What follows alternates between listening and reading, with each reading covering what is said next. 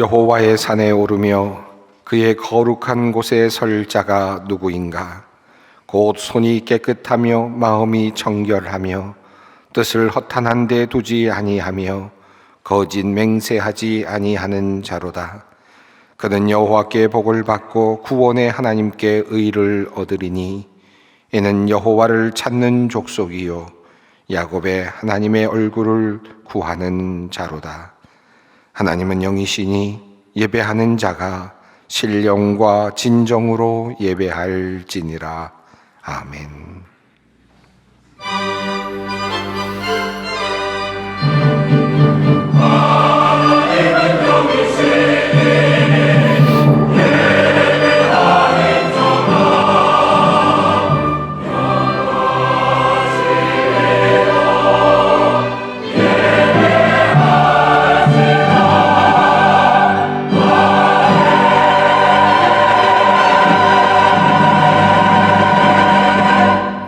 온 세상을 창조하시고 오늘도 무한하신 사랑으로 천지 만물을 운행하시는 성부 하나님, 성육하시어 죄와 사망에서 우리를 건지시고 부활의 소망을 주신 그리스도이신 성자 예수님, 그리고 오늘도 우리와 함께 하시며 우리의 구원을 이루어 가시는 성령님, 그 놀라우신 능력과 베푸시는 종을 인하여 삼위일체 주께 찬양과 영광을 올려드립니다.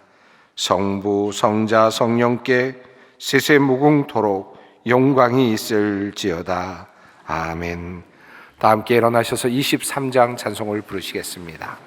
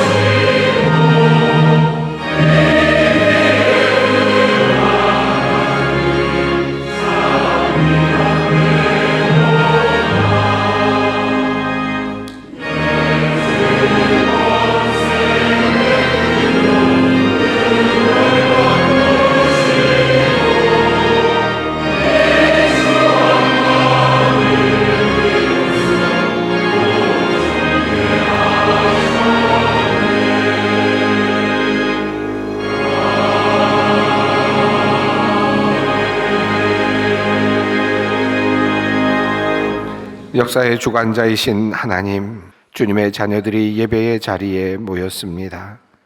소망을 가질 수 없었던 운명에서 우리를 건져주신 주님께 감사와 찬송을 올려드립니다. 애굽에서 부르짖던 주의 백성의 소리를 외면치 않으신 사랑의 주님, 오늘 이 시간 주님의 임재 앞에서 우리의 부끄러운 모습을 내려놓습니다. 먼저 우리의 무관심을 회개합니다. 주님께서는 고통당하는 백성의 고통을 분명히 보고 계셨으나 정작 우리는 이웃의 눈물을 보지 못했습니다. 내 삶의 안락함에 가려져 사회의 구석진 곳에서 신음하는 이들의 아픔을 외면했음을 고백합니다. 주님, 우리의 귀 막음을 회개합니다.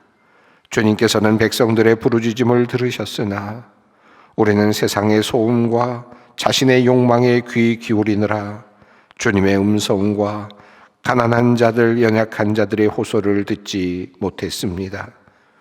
억누린 자들의 탄식을 외면한 채 우리만의 평안을 노래했던 위선을 용서하여 주시옵소서. 주님, 또한 우리의 교만을 회개합니다. 주님께서는 우리의 사정을 다 아시고 우리를 건져내려 하시지만 정작 우리는 주님을 신뢰하지 않고 도리어 우리 자신의 힘과 지혜만을 의지하려 하였습니다. 3.1운동의 선조들이 기도로 나라의 독립을 구했던 그 뜨거운 신앙을 잃어버리고 세속의 가치에 매몰되어 살았던 불신앙을 또한 회개합니다. 사랑의 하나님, 이제 우리의 더러운 신을 벗고 거룩한 땅에 서기를 원합니다. 그리고 그 거룩한 곳에서 우리를 보고 듣고 아시는 주님의 긍휼하심을 입기를 원합니다. 주님, 우리를 불쌍히 여겨 주시옵소서. 지금은 하나님과 나만이 아는 죄를 생각하며 묵묵히 참회의 기도를 드립니다. 우리는 그리스도 안에서 그의 은혜의 풍성함을 따라 그의 피로 말미암아 속량 곧 죄 사함을 받았느니라. 그러므로 그리스도 예수 안에 있는 자에게 결코 정죄함이 없느니라. 아멘.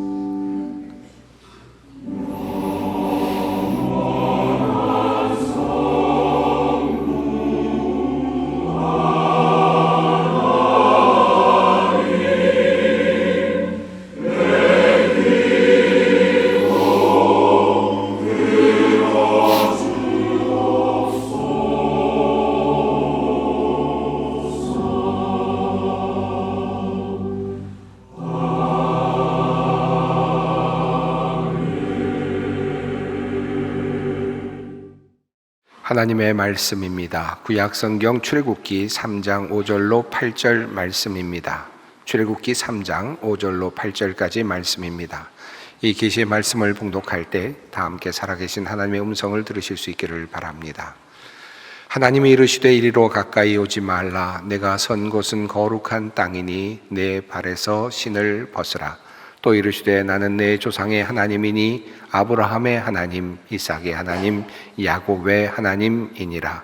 모세가 하나님 배웠기를 두려워하여 얼굴을 가리매 여호와께서 이르시되 내가 애굽에 있는 내 백성의 고통을 분명히 보고 그들이 그들의 감독자로 말미암아 부르짖음을 듣고 그 근심을 알고 내가 내려가서 그들을 애굽인의 손에서 건져내고 그들을 그 땅에서 인도하여 아름답고 광대한 땅, 젖과 꿀이 흐르는 땅, 곧 가나안 족속, 헷 족속, 아모리 족속, 브리스 족속, 히위 족속, 여부스 족속의 지방에 데려가려 하노라. 아멘. 오늘 본문 말씀인 출애굽기 3장의 말씀은 절망의 끝자락에 서 있는 한 사람과 그리고 그를 단 한순간도 잊지 않으신 하나님과의 극적인 만남을 우리에게 알려주고 있습니다. 지금 모세는 호렙이라고 하는 곳에 서 있습니다. 히브리어로 호렙은 황폐하다라는 뜻을 가지고 있습니다. 쓸모없는 땅, 버려진 땅이라는 뜻입니다. 그곳에 모세가 서 있습니다. 왕궁의 화려함을 뒤로하고 살인자가 되어서 도망쳐 나온 지 40년이 흘렀습니다. 이제 그의 나이는 80입니다. 80이 다 되었지만 여전히 그는 자기 사업을 하고 있지 않았습니다. 자신의 소유가 아닌 장인의 양떼를 돌보는 그런 상황입니다. 그의 인생은 결코 성공한 인생이라 할 수 없었습니다. 80세의 모세, 호렙에 선 모세의 마음이 어떠했을까요? 혹시 모세는 자신이 직접 썼던 시편 90편을 어쩌면 그때 쓰고 있었을지도 모르겠습니다. 우리의 모든 날이 주의 분노 중에 지나가며 우리의 평생이 순식간에 다하였나이다. 우리의 연수가 70이요 강건하면 80이라도 그 연수의 자랑은 수고와 슬픔뿐이요 신속히 가니 우리가 날아가나이다. 모세가 직접 고백했던 이 고백, 그런데 그는 지금 80이라는 나이입니다. 80이라는 나이에 황폐함이라는 이름 앞에 서 있는 모세입니다. 이제 그는 아마 절대로 이제 내가 내 인생에서 더 이상 어떤 것도 할 수 없을 것이다 라는 그런 생각을 하고 있었을지 모릅니다. 강건하면 80인데 그의 나이 이미 80에 이르렀습니다. 그의 인생은 그야말로 이렇게 황폐함으로 끝나고 말 것인가, 장인의 양떼를 치던 그런 존재로 그렇게 마무리하고 말 것인가, 이대로 그의 인생은 그렇게 끝이 나는 것인가. 그런데 그가 호렙에 이르렀을 때 그의 눈에 들어왔던 것이 있습니다. 떨기나무에 불이 붙어 있었는데 그 떨기나무가 사라지지 않는 것입니다. 불이 붙었으면 당연히 소멸되어야 하죠. 타서 없어져야 할 것입니다. 그런데 그 나무가 여전히 불에 타고 있었다는 것입니다. 그가 보니 떨기나무에 불이 붙었으나 그 떨기나무가 사라지지 아니하는지라. 이에 모세가 이르되 내가 돌이켜 가서 이 큰 광경을 보리라. 떨기나무가 어찌하여 타지 아니하는고 하니. 황폐라고 하는 이름을 가진 이 호렙산에서 불타고 있었던 그 나무, 그런데 그 나무는 소멸하지 않고 황폐해지지 않고 여전히 불타고 있습니다. 호기심을 가지고 가까이 가고 있는 모세, 그런데 성경은 그 모습을 하나님께서 보고 계셨다라고 표현합니다. 여호와께서 그가 보려고 돌이켜 오는 것을 보신지라. 하나님이 떨기나무 가운데서 그를 불러 이르시되 모세야 모세야 하시매. 하나님은 모세가 다가오는 모습을 보고 계셨습니다. 그리고 그가 가까이 왔을 때 그의 이름을 불러주셨습니다. 그의 이름을 불러주셨을 때 모세는 어떤 마음이었을까요? 오늘의 본문은 그와 관련된 내용을 생략하고 있지만 그것은 모세에게는 너무나도 엄청난 그런 경험이었을 것입니다. 하나님이 나를 알고 계시는가? 하나님이 나 같은 사람의 인생도 보고 계시는가? 하나님은 어떻게 나의 이름을 알고 계시는가? 인생을 마감할 80의 나이까지 이렇게 초라한 인생을 살아온 나를 주님은 기억하시는가? 나의 이름을 기억하시다니 아마도 큰 감동과 감격이 그에게 다가왔을 것입니다. 하나님은 실은 모세의 모든 삶을 보고 계셨고 그의 모든 것들을 알고 계셨습니다. 그리고 하나님은 그를 실은 호렙에서 기다리고 계셨습니다. 황폐라는 이름이 붙여진 바로 그 장소에서 주님은 모세를 기다리고 계셨습니다. 그리고 하나님은 모세에게 이렇게 말씀하시죠. 이리로 가까이 오지 말라. 내가 선 것은 거룩한 땅이니 내 발에서 신을 벗으라. 아니 어떻게 황폐라고 이름 붙여진 이런 땅이 하나님에게는 거룩한 땅이 될 수 있습니까? 왜 이 땅이 거룩한 땅입니까? 황폐라는 이름을 가진 땅, 버려진 땅이라는 뜻을 가진 이 호렙이 어떻게 거룩한 땅이 될 수 있습니까? 이유는 단 한 가지, 하나님께서 그곳에 계시기 때문입니다. 황폐해진 그 땅, 그 현장, 아무도 거들떠보지 않는 그 버려진 땅에 지금 하나님이 계십니다. 이 놀라운 역사를 보여주는 것이 바로 불붙는 떨기나무이죠. 불이 붙었다면 소멸되어야 마땅합니다. 불탔다면 사라져야만 마땅합니다. 그런데 아직도 그 나무는 살아서 불타고 있습니다. 아직도 죽지 않았습니다. 소멸되지 않았습니다. 아직 없어지지 않았습니다. 아니, 영원히 없어지지 않을 기세입니다. 이 황폐한 호렙에서 불타고 있는 떨기나무는 무엇을 상징하고 있을까요? 여러 가지로 묵상이 가능할 겁니다. 저는 이 나무를 묵상하면서 이런 생각을 해 보았습니다. 바로 이 불붙는 떨기나무는 바로 이 나무 앞에 서 있는 호렙산에 서 있는 모세가 아닐까. 황폐해졌습니다. 이미 80이라는 나이가 되었습니다. 이제 소멸되어야 함에도 아직 소멸하지 않았습니다. 아니 아직 여전히 생명이 있습니다. 그리고 하나님께서 그와 함께 하십니다. 아니 모세는 이제 새로운 일을 맡게 됩니다. 그리고 새로운 역사에, 하나님의 역사에 참여하게 될 것입니다. 불붙는 떨기나무입니다. 또 생각해 봅니다.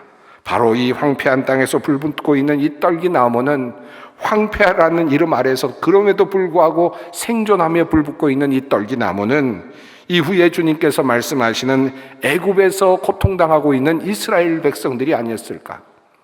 그 애굽 땅, 황폐한 그 땅에서 노예 생활을 하면서 그 애굽의 사람들에게 압제를 당하면서 고통을 당하고 있었던 백성들, 그러나 그들은 끊어지지 않았고 그들은 소멸되지 않았고 그들은 불붙고 있습니다. 또 생각해 봅니다. 바로 이 불붙은 떨기나무는 107년 전 나라 없는 소름 속에서 대한독립 만세를 외쳤던 우리의 선조들이 아니었을까? 불타서 이미 다 없어져야 할 민족, 역사에서 사라질 위기 속에 있는 이 나라의 백성들, 아니 이미 모든 것은 다 끝난 것 같은 황폐한 땅이 되어버린 이 조선 땅, 이미 나라를 잃어버린 백성들의 신음소리, 바로 그럼에도 불구하고 불타는 떨기나무처럼 아직도 살아있는, 아직도 희망을 가지고 있는 바로 그 나무가 바로 우리 민족이 아니었을까 생각하게 됩니다. 또 생각해 봅니다. 이 불붙는 떨기나무는 오늘 고통의 현장에서 모든 희망을 잃고 이제 소멸하고 잊히고 사라질 것만을 생각하며 울고 있는, 오늘을 살아가고 있는 우리들의 모습이 아닐까. 절망하고 있는, 그리고 더 이상 희망을 갖지 못하는, 황폐라는 이름이 그저 이름표처럼 붙여지고 있는 바로 그 사람들. 그럼에도 불구하고 아직도 그 불타는 떨기나무는 불이 붙고 있습니다. 울고 있지만, 타고 있지만 아직 사라지지 않습니다. 하나님의 능력이, 하나님의 생명이 그와 함께 하고 있습니다. 폐기 처분을 받은 것 같은 쓰레기의 땅, 황폐한 땅, 호렙에서 불붙고 있는 나무 한 그루, 그 나무의 운명은 곧 쓰러지고 사라지고 없어져야 할 것 같은데 그 나무는 여전히 불타고 있습니다. 바로 모세가 그러하고, 그리고 애굽에서 탄식하고 있었던 이스라엘 백성들이 그러하고, 1919년 태극기를 들고 나섰던 우리의 선조들이 그러했고, 그리고 오늘을 살아가고 있는 우리가 그러합니다. 자, 이렇게 불붙는 떨기나무 앞에 선 모세, 하나님은 그에게 이런 말씀을 하십니다. 나는 이집트에 있는 나의 백성이 고통받는 것을 똑똑히 보았고 또 억압 때문에 괴로워서 부르짖는 소리를 들었다. 그러므로 나는 그들의 고난을 분명히 안다. 하나님께서는 이곳에서 세 가지 중요한 표현을 사용하십니다. 보았고, 들었고, 안다 라는 말씀입니다. 우리는 이 표현에서 하나님이 우리의 삶과 어떠한 관계를 맺고 계시는지를 알게 됩니다. 이 단어는 매우 중요한 말씀입니다. 우리 신앙인들에게, 하나님을 믿고 있는 우리들에게 매우 중요한 표현입니다. 하나님은 분명히 말씀하십니다. 나는 나의 백성이 고통받는 것을 똑똑히 보았다. 보고 계시는 하나님이십니다. 히브리어 원문은 보았다라는 이 표현을 라오라이티라는 표현으로 사용합니다. 이는 보다라는 뜻을 가지고 있는 이 라라는 단어를 두 번 반복해서 사용하는 그런 형태입니다. 다시 말하면 보았고 보았다, 보고 보았다라는 뜻입니다. 뚫어지게 보았다는 뜻입니다. 강조의 뜻을 가지고 있는 표현이죠. 그리고 완료형으로 되어 있습니다. 지금까지 계속해서 보고 계시는, 그리고 보아오신 그 모습이 표현되고 있습니다. 하나님은 백성들이 채찍에 맞고 있을 때 터져나오는 핏방울을 보고 또 보셨고, 자식을 나일강에 던져야 했던 그 어머니의 피눈물을 보고 또 보셨다라고 하는 말씀입니다. 또 하나님은 들으셨다라고 그렇게 말씀하십니다. 하나님은 무엇을 들으셨을까요? 우리의 세련된 기도를 들으셨을까요? 잘 정돈된 논리적인 기도를 들으셨을까요? 아니면 착한 삶을 살아가고 있는 사람들의 소원을 들으셨을까요? 주님은 말씀하십니다.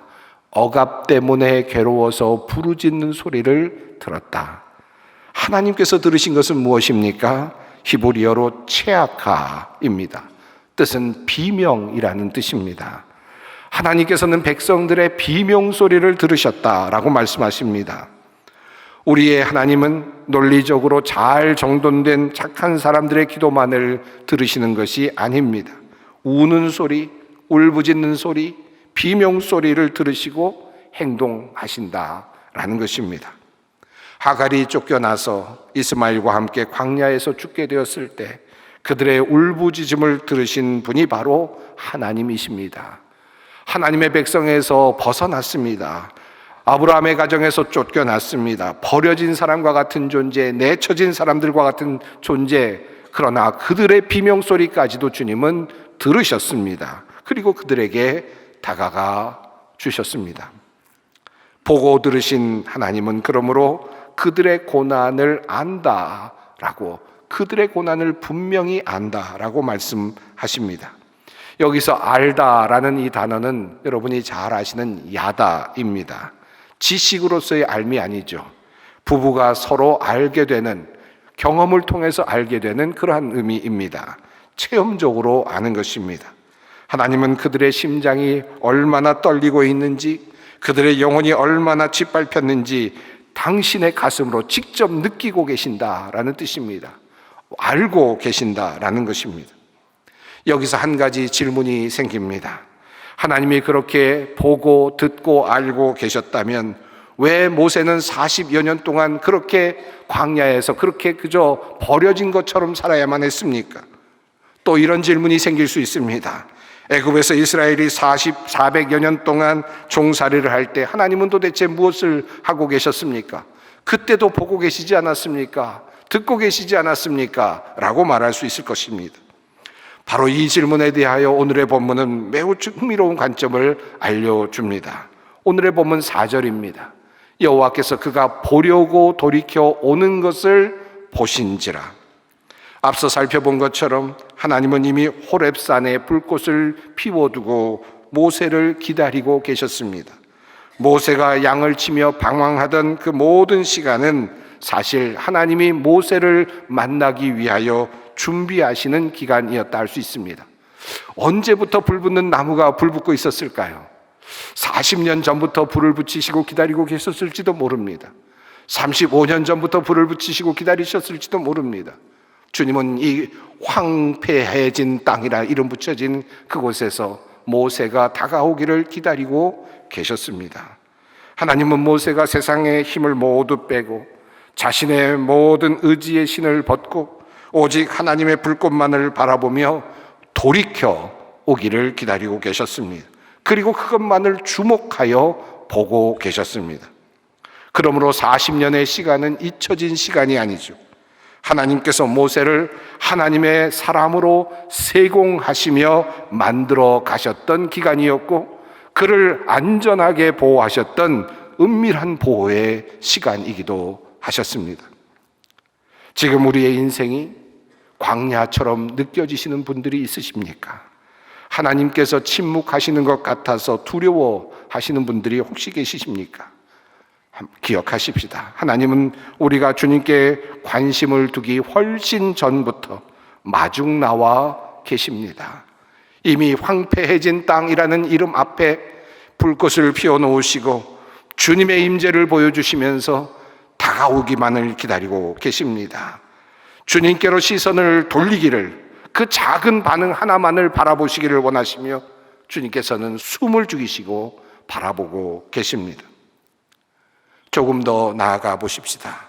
이렇듯 보고 듣고 아시는 하나님의 사역은 결국 8절의 위대한 결단으로 나타납니다. 내가 내려가서 그들을 애굽인의 손에서 건져내고, 그리고 이 결단은 모세를 통한 이스라엘의 출애굽으로 이어집니다. 내가 내려가서 그들을 건져내고, 하나님께서는 이스라엘 백성들을 건져내시기 위하여 모세를 선택하시죠. 그리고 그를 대신해서 내려가게 하셨습니다. 그리고 또한 먼 훗날 우리 주님께서 내려오셔서 이 모든 인류를 구원하시기 위하여 이 땅에 오십니다. 이 말씀을 읽는 순간 한 사건이 떠오릅니다. 바로 예수 그리스도, 이 땅에 인간의 몸을 입고 오신 예수님, 성육하시고 우리와 함께 거하시면서 우리의 모든 고통을 함께 체험하시고 죽음의 자리까지 나가신 바로 그 주님이십니다. 내가 보고 듣고 안다라고 말씀하신 하나님은 애굽에 있는 이스라엘 백성들을 구원하시기 위하여 모세를 보내셨고, 그리고 이 세상에 있는 모든 죽어가는 인류를 구원하시기 위하여 예수 그리스도를 이 땅에 보내십니다. 이 땅에 당신의 아들을 보내어 주셨습니다. 주님의 아들이 이 땅에 내려오신 것입니다. 인간의 고통을 직접 보고, 그리고 그들의 비명소리를 들으시고 그들의 두려움과 절망을 아시기 위함이었습니다. 아니, 이 말은 실은 맞지 않습니다. 어찌 하나님께서 그 모든 것을 다 모르시겠습니까? 꼭 내려오셔야만, 인간의 몸을 입으셔야만 다 아시겠습니까? 하나님은 모든 것을 아시죠. 그럼에도 불구하고 인간의 몸을 입고 이 땅에 내려오신 이유는 무엇일까요? 우리의 고난을 아신다는 것을, 그만큼 너희의 고난을 내가 잘 알고 있다는 사실을 몸소 보여주시기 위하여, 증명해 보여주시기 위하여 당신의 아들 예수 그리스도를 이 땅에 보내주신 것입니다. 하나님은 하늘 보좌에서 바라만 보신 분이 아니셨습니다. 우리를 건지시기 위해서 친히 인간의 몸을 입고 고통의 진창 속으로 내려오셨습니다. 히브리서 기자는 이 신비를 체휼이라는 그 단어로 설명합니다. 체휼이라는 말이 뭘까요? 몸체에 긍휼히 여길 휼입니다. 몸으로 우리의 아픔을 긍휼히 여긴다라는 뜻입니다. 우리에게 있는 대제사장은 우리의 연약함을 체휼하지 아니하는 자가 아니요 라고 고백합니다. 헬라어로는 심파데오입니다. 공감한다, 연민한다 라는 뜻입니다. 주님은 친히 인간의 몸을 입고 이 땅의 낮은 곳으로 내려오셔서 우리가 겪는 배고픔을 직접 느끼셨고, 우리가 당하는 배신의 아픔을 직접 경험하셨으며, 우리가 두려워하는 죽음의 공포를 십자가 위에서 직접 경험하십니다. 보고 듣고 아시는 하나님, 아니 보다 더 설득적으로 보고 듣고 아신다는 것을 우리에게 보여주시기를 원하시는 하나님은 결국 우리와 똑같은 육신을 입고 체휼하시기 위하여 예수님을 이 땅에 보내어 주신 것입니다. 이것이 바로 우리가 사순절에 묵상해야 할 주님 사랑의 절정입니다. 내가 아플 때 주님께서는 나의 아픔과 함께 알아주시고, 내가 울 때 주님은 함께 내 옆에서 울고 계신다.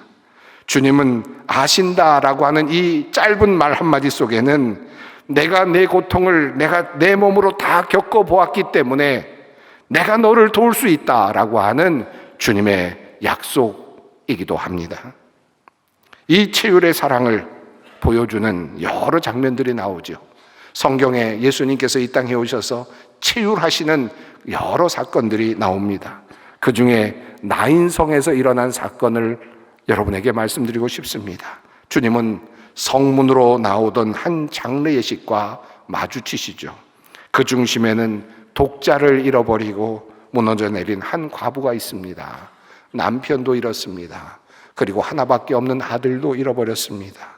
성경은 말합니다. 주께서 과부를 보시고 불쌍히 여기사 울지 말라 하시고, 안타깝다고 말씀하신 것이 아니라 불쌍히 여기셨다라고 말합니다. 창자가 끊어지는 듯한 고통을 함께 느끼셨다라고 하는 단어의 뜻이 그 안에 담겨 있습니다. 그러므로 주님은 그에게 말씀하십니다. 울지 말라. 단순한 위로의 말이 아니었죠. 내 슬픔을 이미 내 몸으로 느끼고 있다. 체휼하고 있다. 그러니 이제 내가 이 짐을 함께 지겠다라고 하는 주님의 말씀, 위로의 말씀이었습니다. 그리고 주님은 그 죽음의 행렬을 멈추어 세우시고 관에 직접 손을 대십니다.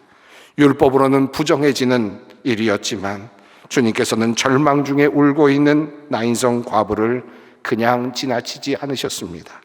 여인의 절망을 자신의 것으로 체휼하시며 죽음의 슬픔을 생명의 기쁨으로 바꾸어 주셨습니다. 이 보고 듣고 아시는 하나님의 은혜는 성경 속에만 나오는 이야기가 아닙니다. 우리 민족의 역사 속에도 유구하게 흐르고 있습니다. 요한복음 5장에는 38년 동안 베데스다 연못가에서 나를 도와줄 사람이 없다라고 호소하며 절망 속에 누워 있었던 사람이 있었습니다. 그때 예수님께서 그에게 다가오셨죠. 우리 민족 역시 그랬습니다. 긴 세월의 시간 동안 일제의 압제 아래 신음하며 누가 우리를 구원해 줄까? 누가 우리를 이 나라를 다시 독립시켜 줄 수 있을까? 이 나라를 누가 우리의 국권을 다시 회복시켜 줄 수 있을까? 탄식하던 환자처럼 그렇게 이 민족이 절망에 빠져 있었습니다. 107년 전 오늘 거리로 쏟아져 나온 우리 선조들의 만세 소리는 그저 그들의 세력을 자랑하는 그런 움직임이 아니었습니다. 정치적인 구호도 아니었습니다. 그것은 하늘을 향한, 하나님을 향한 우리 민족의 거대한 울부짖음이었습니다. 태극기를 들고 나가서 대한 독립 만세를 외친들 무슨 어떤 일이 일어나겠습니까? 어떤 결과가 있겠습니까? 그럼에도 불구하고 그들은 그 소리를 높였습니다. 당시 인구의 2%도 되지 않았던 기독교인들이 독립선언서의 서명자의 절반을 차지하며 죽음을 무릅쓰고 거리로 나섰던 이유는 채찍을 맞으면서도 차가운 감옥 바닥에 쓰러지면서도 그들이 대한독립 만세를 외칠 수 있었던 바로 그 이유는 출애굽의 하나님이 조선을 보고 계시고 조선의 민족의 고통을 알고 계시고 그들의 부르짖음을 듣고 계신다는 사실, 그리고 우리 민족을 체휼하고 계신다는 이 사실을 굳게 믿었기 때문이었습니다. 비록 제합리교회가 불타고 성도들이 순교당하는 참혹한 현실이 일어났지만 그들은 도리어 그곳에서 타지 않는 떨기나무 불꽃을 보았습니다. 그리고 역사하시는 하나님을 봅니다.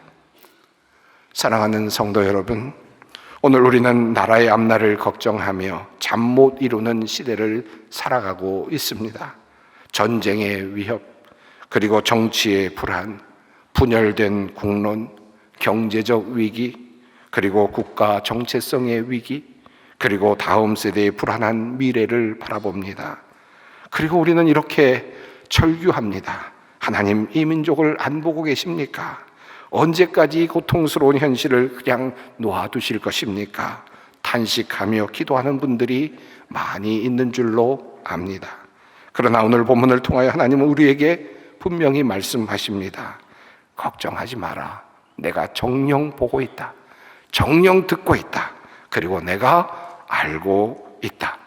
내가 너희 백성의 고통을 체휼하고 있다. 말씀하십니다. 성도 여러분, 우리가 드리는 구국의 기도는 결코 허공에서 사라지는, 흩어지는 메아리가 아닙니다.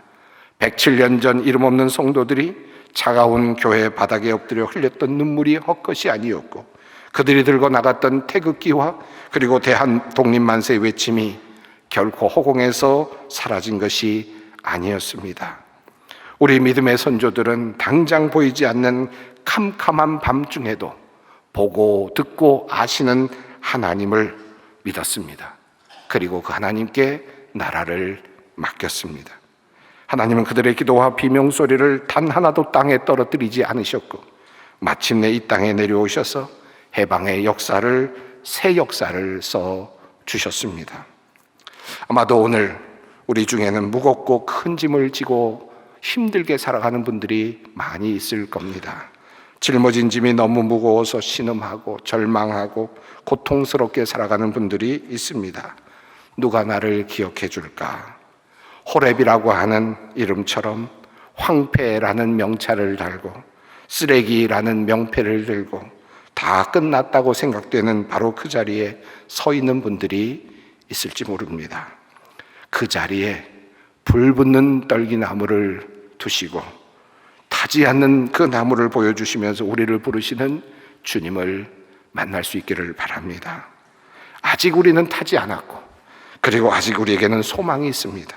아직 우리는 황폐해지지 않았고, 그리고 주님께서는 그곳에서 생명을 불어넣고 계십니다. 호렙은 거룩한 땅이 되는 것입니다. 이 나라가 어쩌다가 이 모양이 되었나 생각하십니까? 황폐라고 하는 이름의 땅이 되었다 할지라도 아직도 불붙고 있는 떨기나무 앞에서 우리를 부르고 계시는 주님을 기억하십시다. 그리고 나라를 위하여, 민족을 위하여 더욱 힘써 기도하십시다. 사순절이 무엇입니까? 우리에게 가까이 다가오셔서 우리의 고통을 짊어지신 주님을 기억하는 절기입니다. 십자가의 길, 그리고 죽음의 길로 나서신 주님, 우리가 당할 죽음의 공포를 직접 경험하시며 또 우리를 위로하시는 주님, 그 주님의 길을 우리가 기억하며 감사하는 시간입니다. 나를 위해 고난의 자리까지 내려오신 주님은 나의 고통을 아시고 채울하시며 공감하시며 함께 아파하십니다. 그 주님이 나의 주님입니다. 그 주님이 우리의 주님이십니다. 나의 예수님이십니다. 절망하지 마십시오. 어떤 고난 속에 있든지 하나님의 사람들에게는 소망이 있습니다. 이 믿음으로 힘차게 일어서는 여러분의 사순절 3.1절 기념주일이 되시기를 바랍니다. 기도하겠습니다. 보고 듣고 하시는 사랑의 하나님, 오늘 우리는 사순절의 깊은 묵상 가운데 우리 곁으로 내려오신 주님을 만납니다. 나인성 과부의 슬픔을 보시고 관의 손을 대셨던 주님, 38년 된 병자의 고독을 아시고 먼저 찾아가셨던 그 주님이 오늘 인생의 무거운 짐을 지고 이 자리에 나온 우리 성도들을 만나 주시옵소서. 주님, 우리 사회와 민족이 겪고 있는 아픔을 주님께 내어드립니다. 107년 전 이 민족의 절규를 들으시고 회복의 길을 여셨던 것처럼 오늘날 갈등과 위기 속에 있는 이 나라를 긍휼히 여겨 주시옵소서.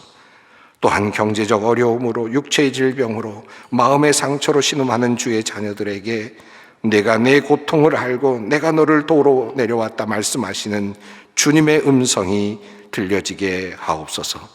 이제 우리가 절망의 신을 벗고 소망의 주님을 의지하며 다시 일어나게 하여 주시옵소서. 올해를 보고 듣고 하시는 예수 그리스도의 이름으로 기도드립니다. 아멘. 우리 주 예수 그리스도의 은혜와 하나님의 사랑과 성령의 교통하심이 너희 무리와 함께 있을지어다. 아멘.